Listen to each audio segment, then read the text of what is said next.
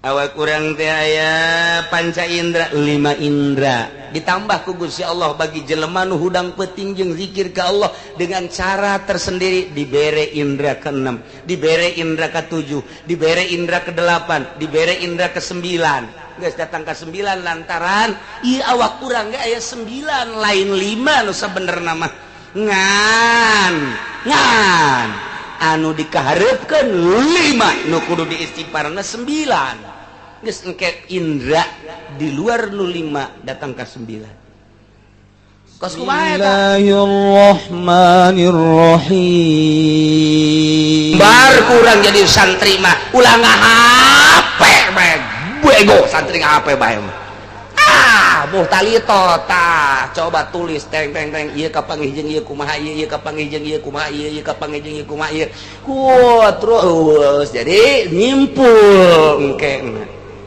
ngemantak Mama Nahrawi Garut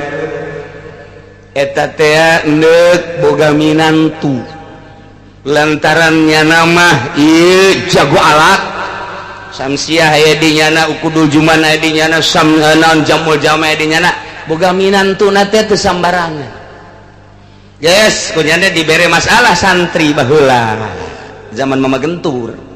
santri keraya 500 nyeun masalah muhtalitot nyeun masalah teh samsiah bab muhtalitot muwajahah angsongkeun ka santri pangesiankeun geus dibejaan ku mama saha nu kaesian dikawinkeun jeung anak mama muantah ya Allah batur mah kos kitu tah baheula Mama Nahrawi teh ya ramakna Mama Busrol Karim tah eta kos kitu langsung kabeh ngaresian santri begitu dideuleuh hasilna ku mama ieu nihil asal dia menjadi menihil kabeh bisa istinya kaler kidul guys ya mah atuh hitut ge seungit juga nahan baru aya hiji oh iya bagus ya saya ya Poha bin Amin orang mana orang panggil langsung jadi nitah mama teh eta guru kula eta guru samsiah kula teh eta anu menang baheula ku mama dipilih jadi minantuna geus langsung maneh kawin jeung anak mama geura balik ka ditu bebeja bahwa maneh dipulung minantu ku mama gitu gratis untuk henteu aya gratis mah eueuh eta anta mah nang di aing doang tah mah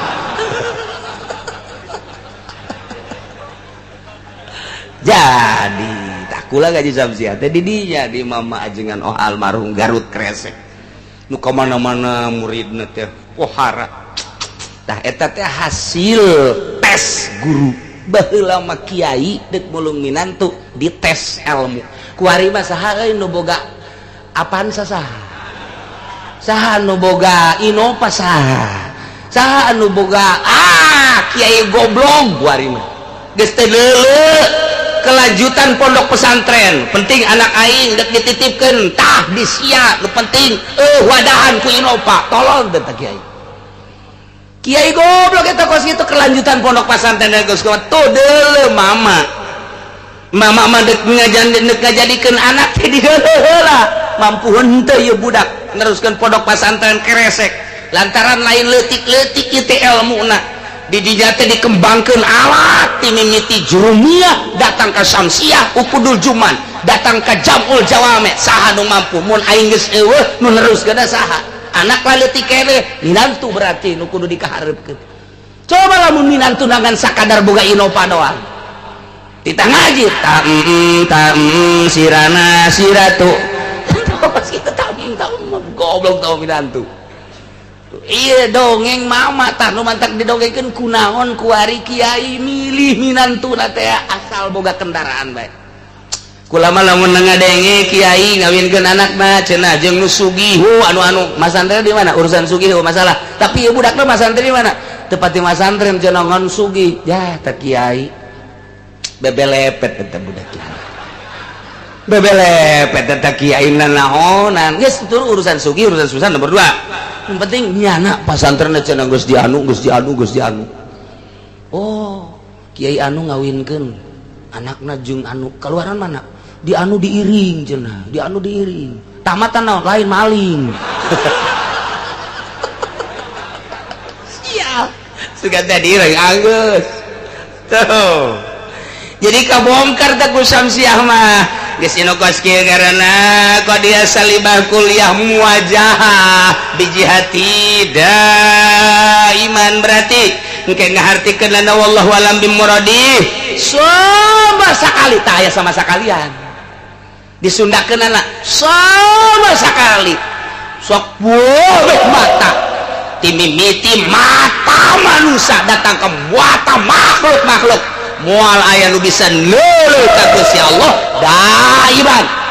bijamiil auqat wal azman sok boleh waktu jeung zaman mual bisa neuleuh ka Gusti Allah titik kan mantep tapi geus itu ngaranna tah cek kula manu karolot nu mendingan ngaraji mantek bae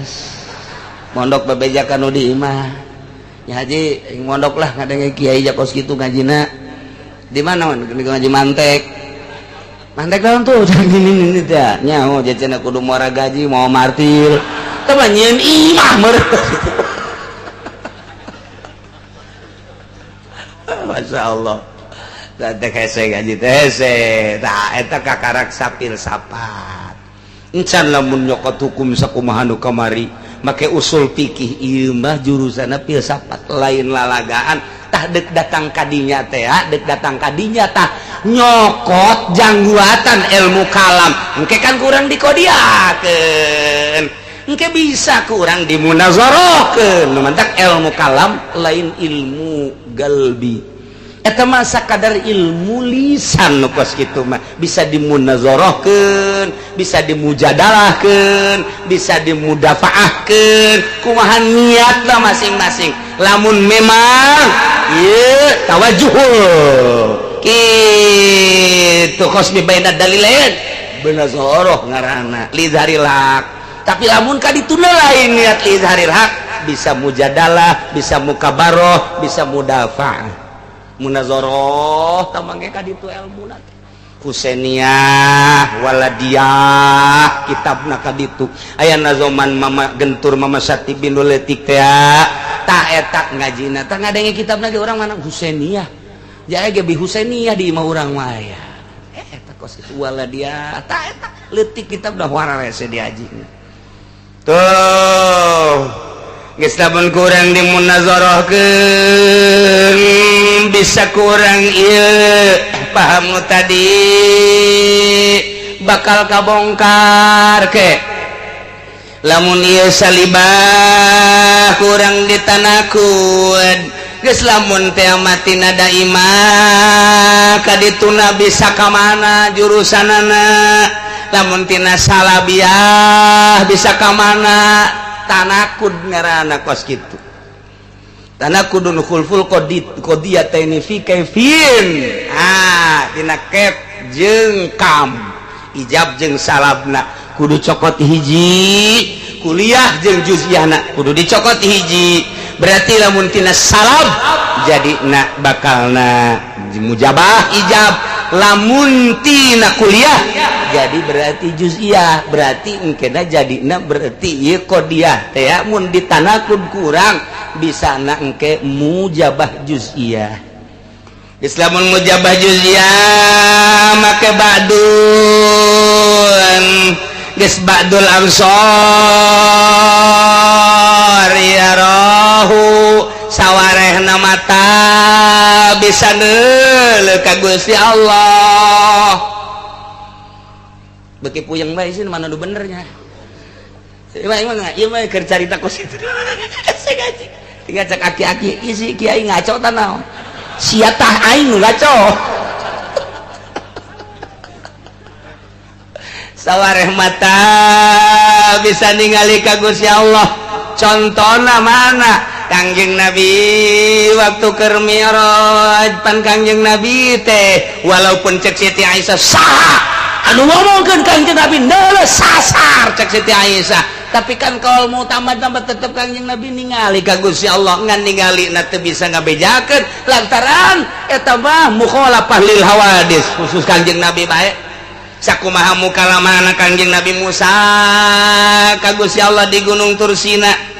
apa sarua mukalabah jeung ningali teh ya batak pangkat tage Kangjeng Nabi Musa adalah kalimullah Kangjeng Nabi Ibrahim adalah khalilullah nu pernah ditegor ku Gusti Allah Kangjeng Nabi urang habibullah lantaran pernah ningali ka Gusti Allah berarti aya nu ningali ka Gusti Allah teh eta Kangjeng Nabi urang Kangjeng Nabi Musa waktu Kangjeng Nabi Musa unjukan ka Gusti Allah ya Rabbi arini Gusti deuleukeun abdi atuh ka Gusti kaifa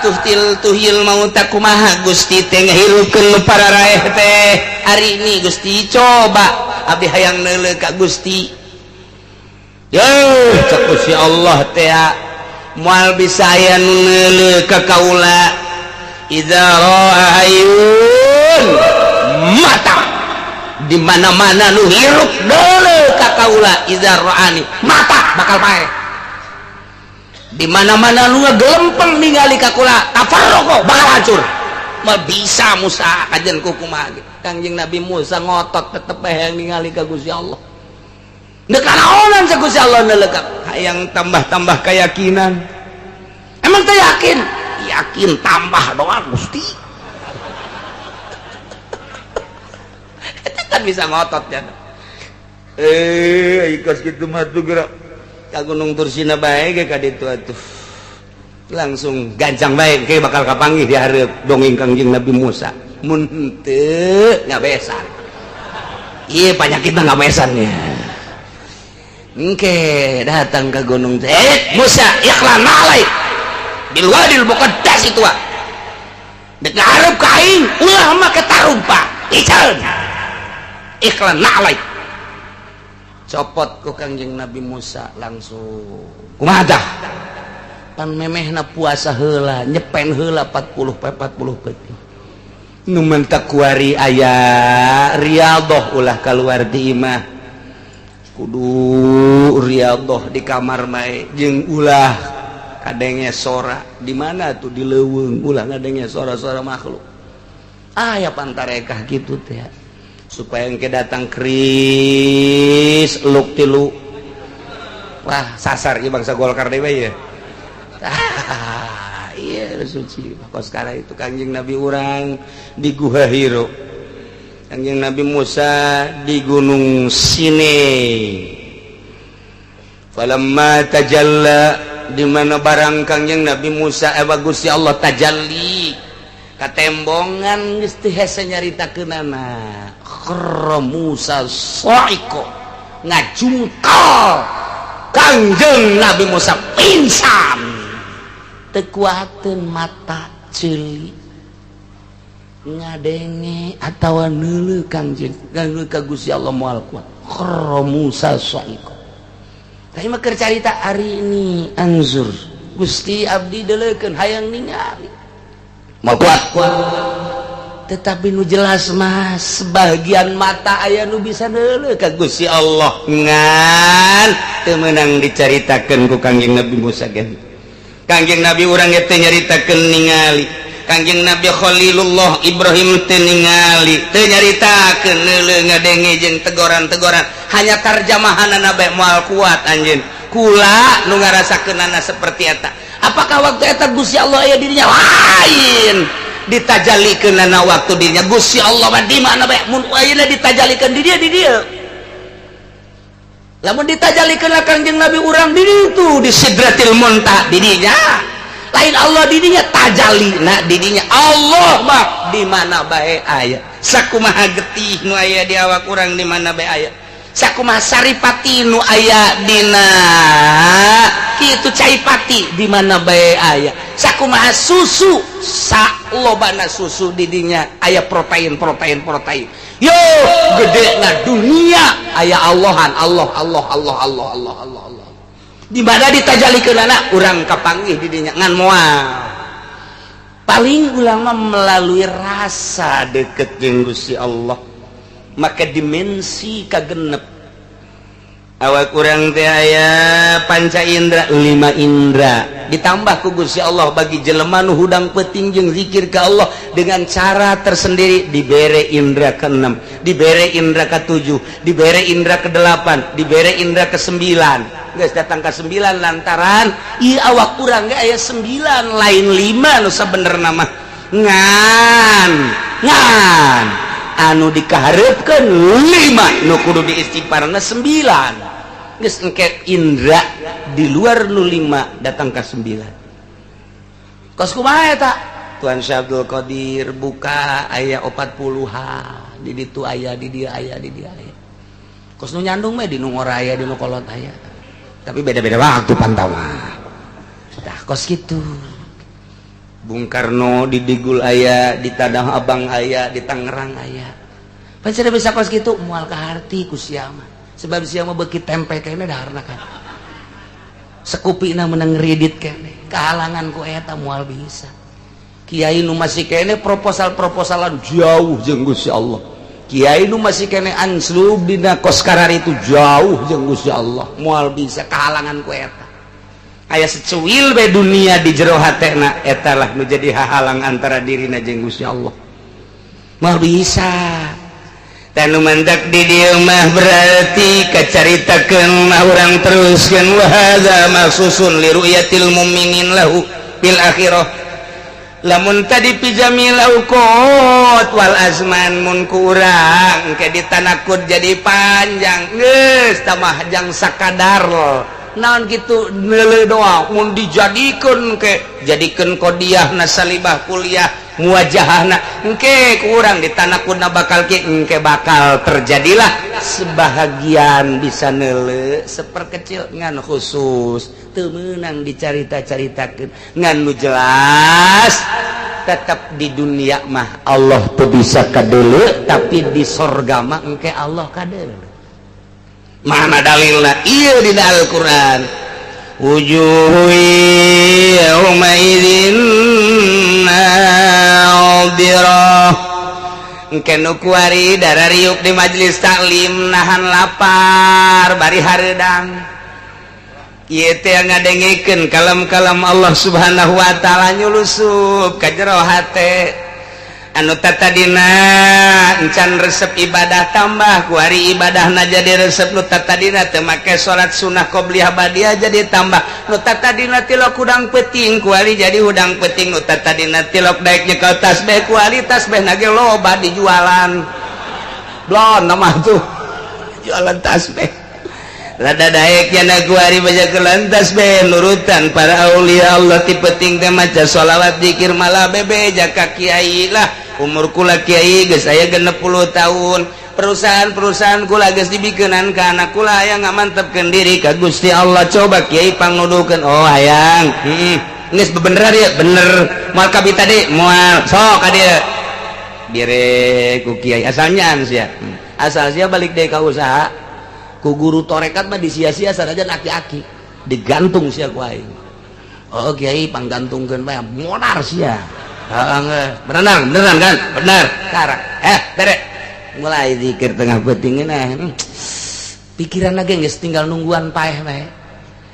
jaya harta geus dibikeunan ka anak kabeh geus ieu mah geus tinggal sebatang kara bae ka Allah bae ku ari mah hampang bakalna ibadah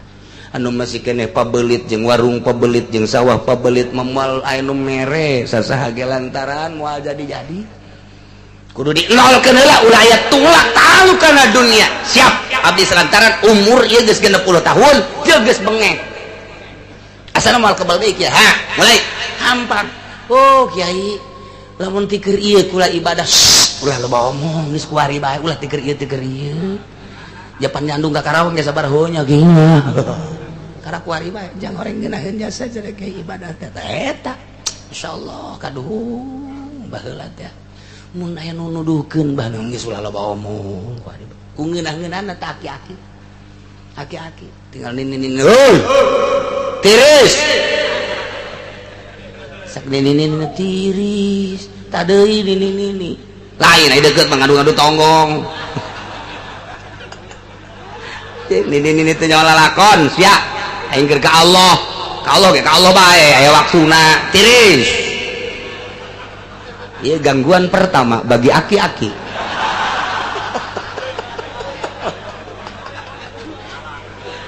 Tadei ini make jeung tiris-tirisan segala. Aduh, Masya Allah, asal aki-aki na atuh geus. Berarti moal beres da zikirna tah. Ulah geus deui lah geus kolot ieu. Makir ka Allah ye, pamong ka Allah lah, karena kuari bae. Tungtung nama penting lain zikir ngadu omong jeung ini. Zikir, maut mawa kalimatun thayyibah ketika manehanana sakarat. Naon nu dipake ka berat? Naon dipake ka berat? Warung geus dibikeunan ka anak, sawah geus dibikeunan ka anak, kabeh imah geta ieu mah jang bungsu bae abah masa akan numpang bae di sia. Ketika sakaratil maut dipake ka berat atuh. Ngeunaheun polonyon maca la ilaha illallah nage babari jasa la ilaha illallah. Dirurub kabeh, dirurub sakujur awak. Kunaon atuh begitu dek dipandian aneh senyum. Ja tadi keur sakarat mah henteu. Ieu lantaran tanda bahwanya nikmat jasa. Ibadah ngan sakadar sabara taun tapi bakal diberes surga. Ya Allah ya Rabbi, mun urang ngabayangkeun kadinya naon hartina kanikmatan dunia, kaladatan dunia, bandingkeun ku urang jeung kaladatan akhirat. Dunia sakitu ngeunahna ge aya watesna jeung teu ngeunah nu sabenerna mah riweuh nu aya, tapi di akhirat jaga anu hakiki kanikmatanana senyumnya. Tah nu ngaji bae teu eureun-eureun ngajina lillahi taala, dakwahna lillahi taala. Geus kabeh lillahi taala, ketika maut eueuh kabeng berat la ilaha illallah, nikmat nu di akhiratna engke bakalna teu aya hisaban lantaran deuk naon nu dihisab atuh. Ja kabeh geus dibikeunan nyana sebatang kara aja ka Allah. Maut di akhiratna wajah-wajahna wujuhu yauma idzin nadirah. Beungeutna marah mai beungeutna harerang eueuh problem lantaran nya mah geus teu dihisab deui. Diasupkeun ka sorga digiring bi ghairi hisab, datang ka sorga engke ila rabbiha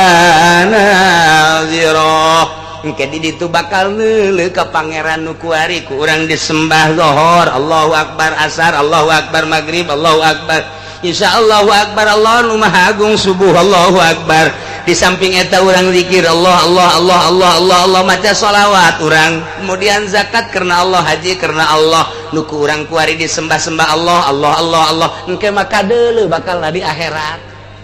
Ieu takan neuleuh mun cek tadi la tudrikuhul absar, Allah teu moal kadeuleuh ku mata horeng di dunia, di akhirat mah ahli sorga bakal ningali ka Gusti Allah Subhanahu wa ta'ala. Bahkan begitu neuleuh ka Gusti Allah eta kanikmatan-kanikmatan sorga anu ngaran bubuahan, anu ngaran inuman, anu ngaran kendaraan, anu ngaran bidadari kabeh eta teh sakumaha lebu bae dina harti neuleuh Gusti Allah mah ngeunah jasa dibandingkeun jeung dadamelanana. Kanikmatan eueuh nanaon mantak hayang neuleuh bae ka Gusti Allah supaya kaharti cenah kiai kieu, supaya kaharti mah urang bobogohan 100% ka Sarwiti di Cikupa. Kuari urang dikiriman kue cincin nu bolong teh, dinanan nemen ku urang teh,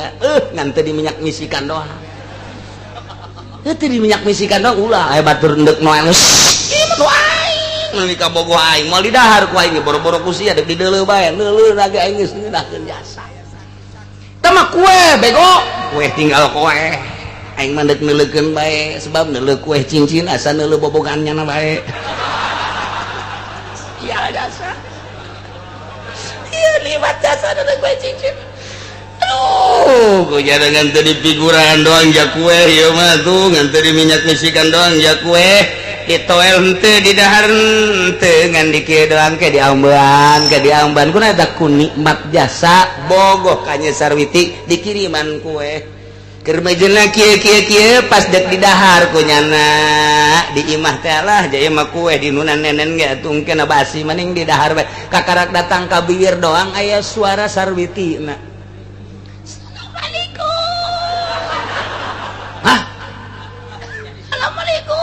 Jika suara sarwiti. Kumsalam, saya tak. Abdi, Kang Jahit. Barang di dalam buka sarwiti. Kue raga gue. Kue raga kemana mah rentek kajawat. Oh, sarwiti sayangku, masya Allah. Eta kue cincin lu kamari di nana nenen teh ada di minyak bisikan leungit raga sabodo ku ucing ku kotok los. Sebab aing mah aya nu nyieuna. Tuh kan eleh tak eta kos kitu itu engke dibere bidadari dibere segala barang deuleu Allah eueuh naon Allah jang sia kabeh aing mah jeung Allah bae teu eta kos kitu lamun ditanyakeun eta geus beres kapanggih ngobrol teh jeung sarwiti ai kueh ka mana suabodo artian kueh kos kitu ieu aing mah geus ngobrol neuleuh bibirna neuleuh geus los jang sia kabeh weuy sama kueh ku ucing suabodo teh geus tadi pirale sebab deuleu bibirna komo geus senyum masya Allah nu mantak loba jawara sahektar pican kakarawangkeun senyum teu kuat asa senyum tah senyum masya Allah nu di imahna ngomong bae heuy dijualan bae dek dibawa ka mana ulah ngomong dek dijual deui nu ditu ge dek dibawa ka mana ka Subang kamari Karawang gua di ka Subang emang kunaon gitu aduh ngomongna doang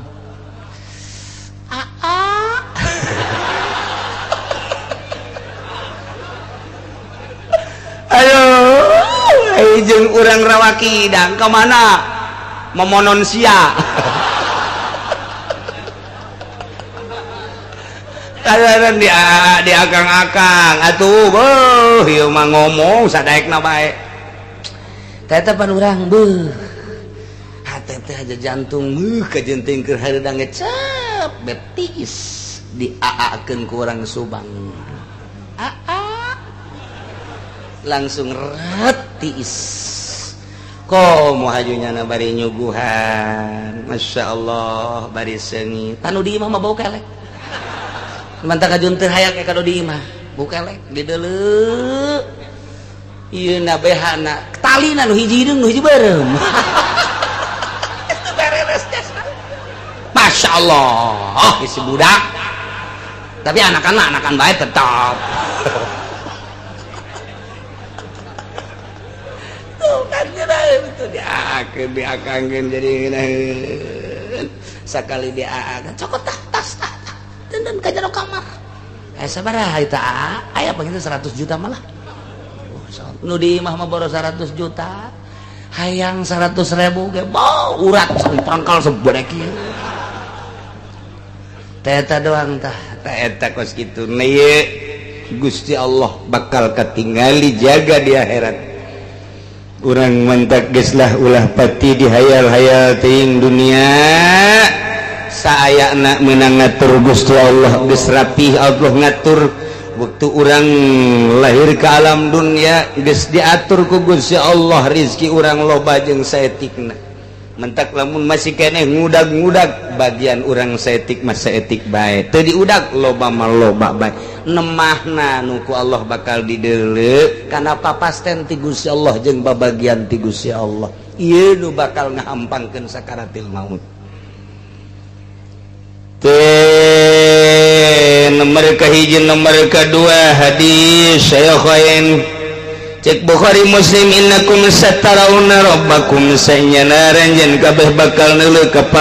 pangeran ranjen kabeh kama tarawna al-qamara lailatal qamar lailatal badri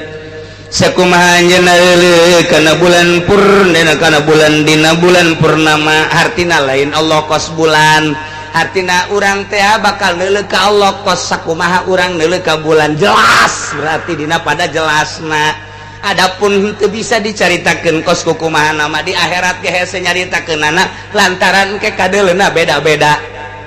Kangjeng Nabi urang mah Gusti teh kitu, kadeuleuna ku Kangjeng Nabi lain mah kitu, ku para wali mah kieu, tergantung kumaha martabatna masing-masing. Kacintaan urang nu kuari bakal nembus engke kana kaindahan Gusti Allah.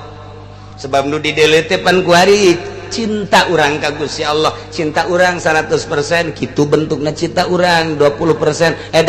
kitu bentukna cinta urang, 80% kitu bakalna tan mantek cinta urang ka Gusti Allah na. Tanda cintana daek berkorban, tah jang agama, tah jang agama, tah jang agama, jang ulah-ulah harta, yo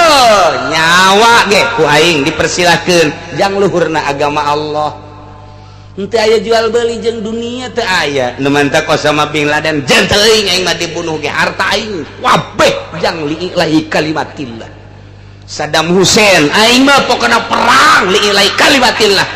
Sanajan loba ti sisi ti gigir ieu itu di negara urang mah emang kitu bae lantaran demokrasi. Diulahkeun urang mah bener, diulahkeun urang mencintai jelema-jelema anu jihad fisabilillah.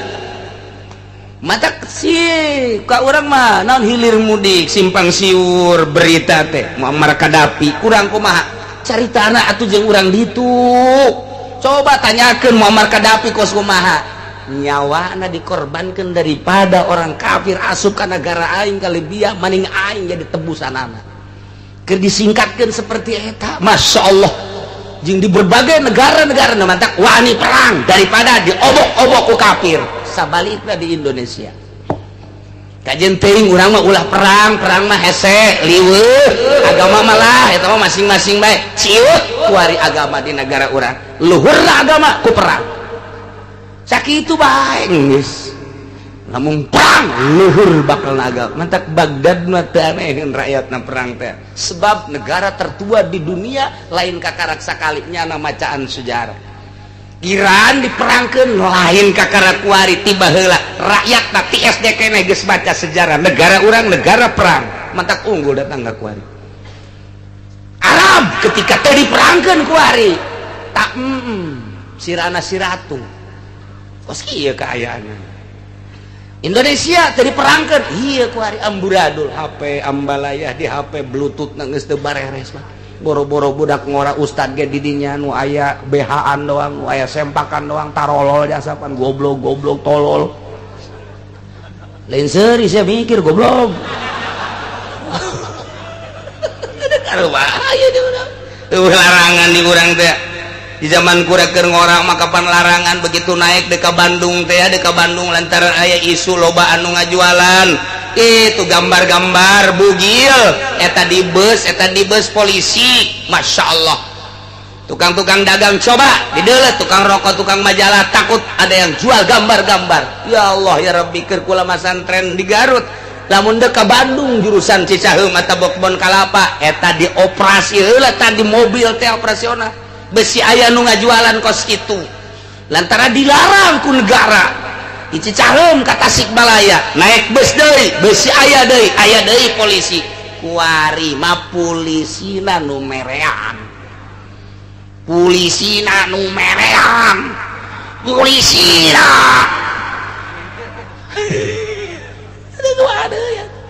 di HP polisi ge aya goblok dibikeun ka babaturanana ambalaya ne kumaha negara urang coba aya pemandangan geus eueuh rem berbagai tayangan-tayangan dan lain sebagainya informasi wahara jasa melalui HP internet dan lain sebagainya mentak cek Gus Dur belum siap Indonesia untuk menghadapi era globalisasi Cak Amin Rais siap sudah cek Gus Dur belum siap coba dah lihat bener bae kuari kebablasan pemajikan geus boga anak 5 menta cerai akibat Facebookan geus boga anak leungit saminggu akibat Facebookan pemajikan di Tangerang tah nu sugih teh ya Facebookan jeung urang Kalimantan leng eueuh kuari geus boga incu make street keneh kapan nini lantaran Facebookan jeung budak ngora bolon panet itu bolon ieu ablaul bolon ditinggalkan geus boga incu lain seetik di kalangan pejabat ge kararitu terus datang ke handap deuk kumaha kahareupeuna ieu kakarak zaman datang ke tahun 2012 menghadapi 2013 lah 2013 ieu geus kos kieu ulah diharapkeun 14 15 ka itu makin bagus ma min zamanin illa badahu syarrun minhu zaman maka ditu beuki boblok ulah diharapkeun mantap anak nu teu dipasantrenkeun teu nyahoon ka salat teu waka disalahkeun anak bapana heula anak tadi diajikeun tadi pondok pasantren kan deulekeun ka hareupna kuari bae geus kos ieu komo ka hareup lamun bapa jeung ibu hayang salamet ka hareupna nyahoon ka Allah pasantrenkeun anak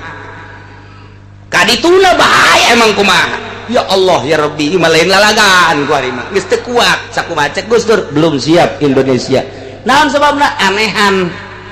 cek orang cek Gus Dur teh orang Indonesia masih aneh jadi nemuin apa-apa aneh kok bisa gitu Gus iya di Jakarta aja ada motor nabrak ayam masih digulung-gulung aneh Gus Dur tak kos itu kirain siapa itu ada apa itu ramai amat ayam ketabrak motor atau kenapa ditonton geus nyaho kotok katabrak ditonton keneh bae di Indonesia mah blon atau komo organ tunggal kotok katabrak bae ditonton atuh organ tunggal teu make calana-calana acan atuh caronton ku sia itu ieu kareupna ya Allah ya Rabbi wakil cek sagala murad la tuhitu bihi nu dikarepkeun teh henteu ngamot henteu ngaliputan mata teh ka Gusti Allah wa huwa yudrikul absar Gusti Allah ma anu neuleukeun ka seluruh mata ya roha Allah maneulekeun ka urang wala tarau mata teu bisa neuleuh ka Gusti Allah tapi Gusti Allah neuleukeun ka mata urang urang teh neuleukeun jadi kicepkeun age ku Allah dideuleukeun age ku Allah sedengkeun Gusti Allah maneuleukeunna ka urang teh ihata yuhitu bihi ilman di samping neuleuh kanyahoan deui ieu muhit ihata teh kos kitu pan urang ge neuleuh ngan teu nyaho urang kadeuleuh urang neuleuh itu ngan teu nyaho deuk ka mana urang neuleuh itu tapi naon maksudna teu nyaho Allah mah nya neuleukeun ka mata urang nya nyahoon nu matak geus teu kudu hese-hese nyiksa jelema teh lantaran nya adalah nya kanyahoan urang deuk asa-asa kieu izin amat ka Gusti Allah deuk dipeuremkeun bae aya bae nu liwat susuna gede beureum beun sabelah kieu deungeut Allah ya Allah ditolak tuh mending dua jaknya henteu mah sabelah bae rada ringan beureun ieu kanyahoan bae ku Gusti Allah masyaallah kam tazni ainuk geus sabaraha kali pake zina ieu mata lantaran mata teh zina al ainani tasnian al ainani dua mata ieu zina cak sahabat qalu wa ma tasnian kumaha zinahna mata zinahna mata dipake neuleuh nu diharamkeun ku Gusti Allah minan nisa'i wa gairiha neuleukeun ka awewe jeung lian-lian anu diharamkeun ku Gusti Allah mata termasuk kana zina cukup jang ditonjok ku siksa Allah tina mata doang ge zina unggal poe endeu kumaha deui atuh urang boga imah darepeunana jeung gigigeurna kontrakan urang Brebes urang Lampung dan lain sebagainya isuk-isuk ngopi di hareupeun imah neuleukeun simban undeu ka pabrik teh bahenol dideuleukeun gunyana nu putih dideuleukeun teu karasa eta ku Ki Haji pajar teh mah horenganan henteu si dosa eta cukup jang ngerebek di neraka mah neuleukeun simba doang unggal poe unggal isuk unggal sore malah mah nyana ge atuh senyum segala itu na ge senyum deui ai itu mah senyum teh lain bogoheun abu ulah mayar Ki Haji nama bunga pajar bogoheun atuh di mana bogoh sabira kaki-aki atuh tungtung nama udah mbak mah jangan mayar lah diberi senyum doang tinggal nini-nina atuh nyare kanan wah senyum kan wah tahu diri cemburu berarti nu cemburu mah lain budak ngora bae nini peot ge cemburu sarua bae masyaallah ya di negara urang geus kieu ku hari ya Allah ya Rabbi bari ngopi di hareupeun jalan kontrakan mah teu bogangan di hareupeun jalan imahna mantes mandi rapi bari ngaroko di hareupeun imah neuleukeun anu leumpang komo lamun macet manyana malah marada ngadoa sing macet lantaran rada kebal neuleukeunana geus teu karasa ta dosa kotrotan-kotrotan pasoro jabalan sakali-sakali horeng dosa jadi segede gunung ih teu kumaha deui sia dewata urang teu bisa dulu ka Gusti Allah di dunia di akhirat mangke mun urang ka akhirat jeung mudah-mudahan urang ka surga karek bisa tapi di dunia urang didelekeun ku Gusti Allah mata urang ala sabilil ihatah neuleuh jeung kanyahoan lirikan urang neuleuh urang kahayang urang kumaha kageunahan mata urang dan lain sebagainya mantak ieu geura tobatan mata geus kolot mah umur 60 50 60 70 geus kudu kieu bae tadi imah Gusti mata abdi alhamdulillah ku Gusti dibere mata titipan ti Gusti ieu mata teh ku abdi digunakeun pake dula deuleu Gusti teh make aturan aya nu halal aya nu haram ieu teh neuleuh teh ku abdi sok digunakeun pake deuleu anu haram Gusti eueuh deui pamuntayangan niwal ti ka Gusti mun abdi maot mata abdi ieu henteu dihampura meureun abdi cilaka tapi Gusti ngopan Maha Rahman Maha Rahim Maha Ghafur abdi mah hampura baca Gusti dihampurat waing coba mantes tobat sia deuleuan sia diperhatikeun ku aing geus tunggas bae dihampurat waing memeh pae sia geus bisa tobat coba timiti kuari datang ke selanjutnya coba kumaha alhamdulillah geus ditobatan harampang da asa geus tobatan bae ibadah ge hampang lain deui ngadenge suara azan ge giat bebe jaga pemajikan azan kan dek sare heula ka aja ih saya pemajikan apa dek sare heula heeh beh ngeunaheun ke ka masjidna beh hampang je ya ieu ono teh naon ieu euy azan mah tuh ka masjid nya geus ka masjid lah sekian hampang alhamdulillah cek pemajikan anda jadi rezeki haji barang ngaji ka Cilongo bisa berjamaah sakian di imah ke masjid ya bangsa 300 meter lah di jalan aya si mbak ih ping-ping na putih amat teh budak karaktas tobat ayo kadedelekeun keur salat ge kadedelekeun lain kadedelekeun Allah ping-ping poar teh budak lesang geus sakitu mah eta urang mana nya di kontrakan mana eta budak masyaallah aya nyaho nomor HP-na separa dari mata turun ke hati dari mata tobatan geus lamun urang ditangtayungan mah ku Gusti Allah dek disalametkeun begitu orang tobat komo geus kolot begitu aya we mah bali lah dikawin moal naon moal geus kolot geus aman malah engke aya boga perasaan di jero hate teh begitu neuleuh cek Gusti Allah ulah di deuleu haram mah bali cek Gusti Allah itu berarti tangtayungan ke Gusti Allah Allah langsung ngonoe sekolot kalau sok loba ka mana geus mending jero kamar bae jero kamar bae geus jero imah bae kaji biasa dok lempangan esuk teu lah loba maksiat waduh masyaallah cek do di imana rada lain deui ieu bener kaji bener barang aya awe ge dihareup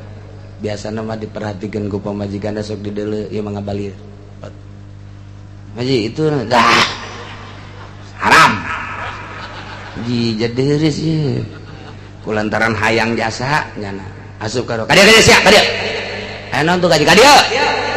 aing hayang neuleuh sia bukaan tah neuleuh batur aing haram neuleuh sia bae ieu teu naonan teu naonan teu usah saya ibu saya incu atuh incu mah incu urang-urang ngaju kia tuh ya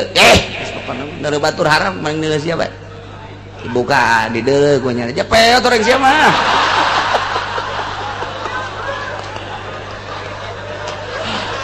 Gusti Allah doa